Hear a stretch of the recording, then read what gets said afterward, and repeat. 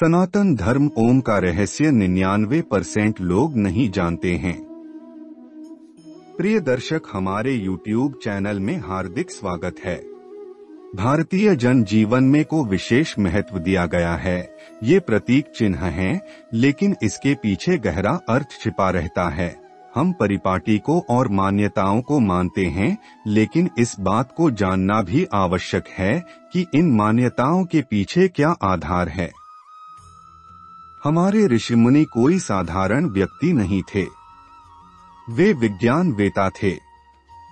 भारत असंख्य आस्थाओं, क्रिया पद्धतियों एवं धार्मिक प्रतीकों का पवित्र देश है।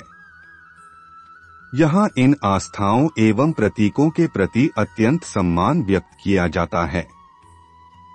अनेक अक्षरों का समुदाय एक ही सांस में उच्चरित होने वाला शब्द ओम का उद्भव अतीत के रहस्य में खो गया है। यह किसी देश और सभ्यता विशेष का ही प्रतीक न होकर वैश्विक मानवीय ध्वनि बन चुका है। विश्वस्तर पर इसके मान्य एवं अनुप्राणित होने का आधार संभवतः मानव कंठ से निकलने वाली ध्वनि का प्राकृतिक सत्य अथवा सहज होना है।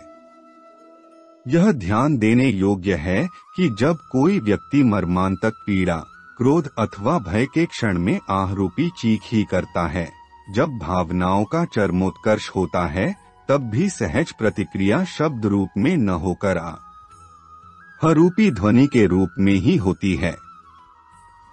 आस्थावादी एवं परंपरावादी होने के कारण हम हमारी परंपराओं एवं मान्यताओं का मूल एवं विश्लेषण जानने के इच्छुक नहीं होते। हमारे पूर्वजों की मूल्यवान धरोहर एक पीढ़ी द्वारा दूसरी पीढ़ी को प्राप्त हो जाती है। उन्हें रिवाज के अनुरूप तर्क रहित, शंका मुक्त और आस्था प्रधान भावना से अंगीकार करना ही एकमात्र कर्तव्य समझा जाता है।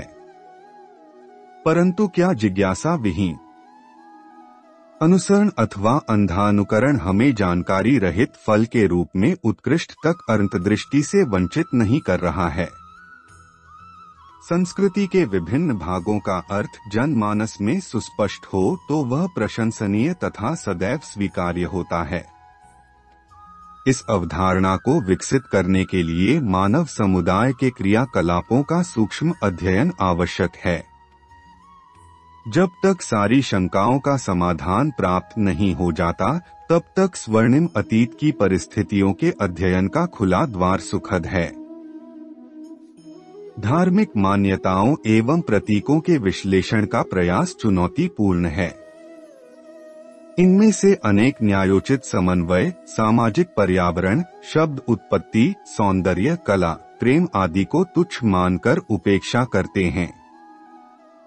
दर्शन एवं कला प्रेम के क्षेत्र में यह सिद्धाना कि ज्ञान केवल आत्मा चेतना संबंधी ही है, स्पष्ट परिलक्षित होता है।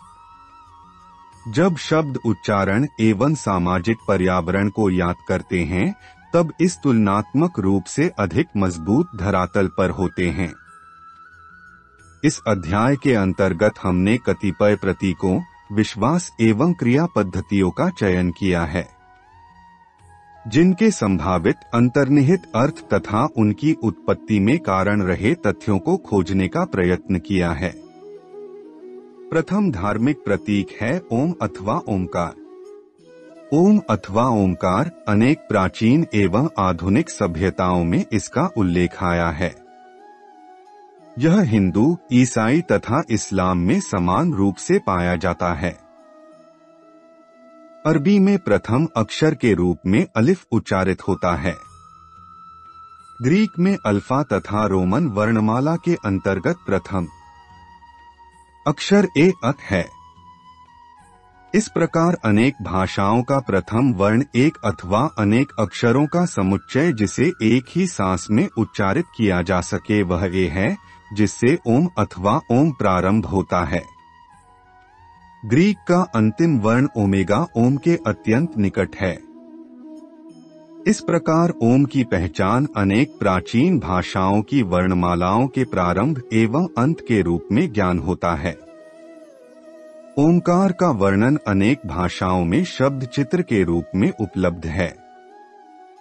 ओम का उच्चारण गूंज मात्र भारतीय संस्कृति विशेष से ही संबंध नहीं है, इसकी अन्य धर्मों में भी धार्मिक पहचान है।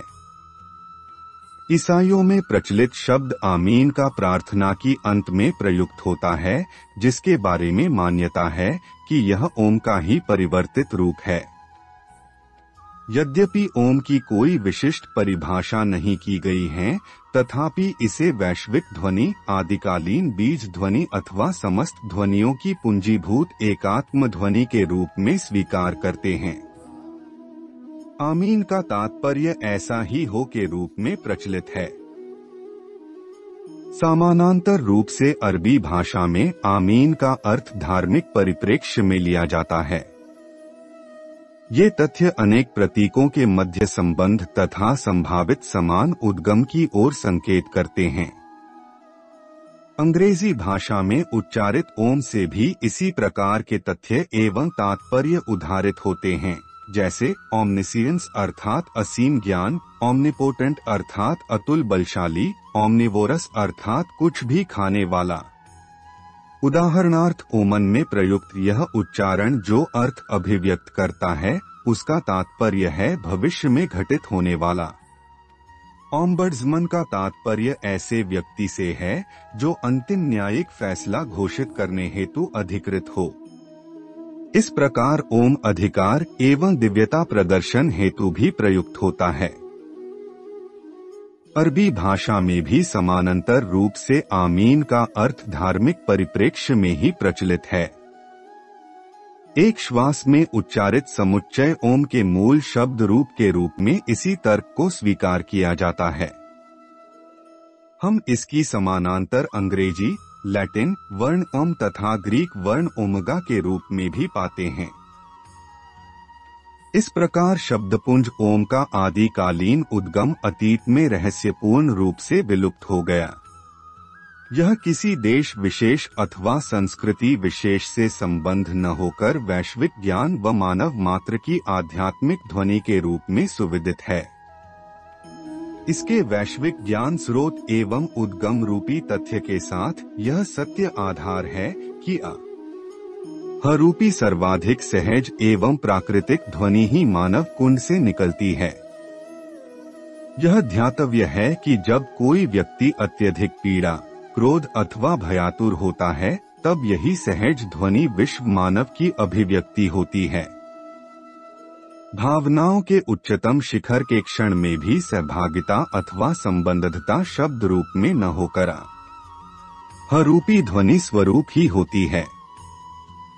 यह ध्वनि मनुष्य से सुव्यवस्थित भाषा विकास से पूर्व भी संबंध रही होगी, जैसा कि हम अन्य प्राणियों यथा भौंकने, मिमियाने, गर्जने के रूप में ऐसी ध्वनियां पाते हैं। संभवतः अ के रूप में वर्णमाला के प्रारंभ होने का भी यही संभावित कारण अथवा आधार रहा हो। ओम अथवा ओम को देवत्व प्रदान करने के पीछे भाव यही है। सृष्टि का प्रथम शब्द ध्वनि ओम ही थी और उसे प्रवण अक्षर कहा जाता है। ओम शब्द शिव का स्वरूप है, क्योंकि शिव ही सृष्टि के अनादि देव हैं, जो प्रलय से पहले विद्यमान थे और उन्होंने ही संसार को ध्वनि, शब्द, गान और नृत्य प्रदान किया। ओम शब्द का उच्चारण मात्र ही सब मंत्रों का आधार है। यह शब्द ही सर्वपूज्य, शुभकारी एवं कल्याणकारी है। ओम केवल हिंदुओं में नहीं, अपितु बौद्ध धर्म, जैन धर्म में भी प्रमुख है। इस चैनल का मकसद यही है, हिंदू सनातन धर्म ग्रंथ, ऋषि मुनि के प्राचीन रहस्य ज्ञान आप तक पहुँचे। उम्मीद है यह प्रस्तुति पसंद आई है। कमेंट में हर हर महादेव लिखें और ऐसे ही ज्ञान भरी बातें जानने के लिए हमारे चैनल को सब्सक्राइब करें, लाइक करें। धन्यवाद।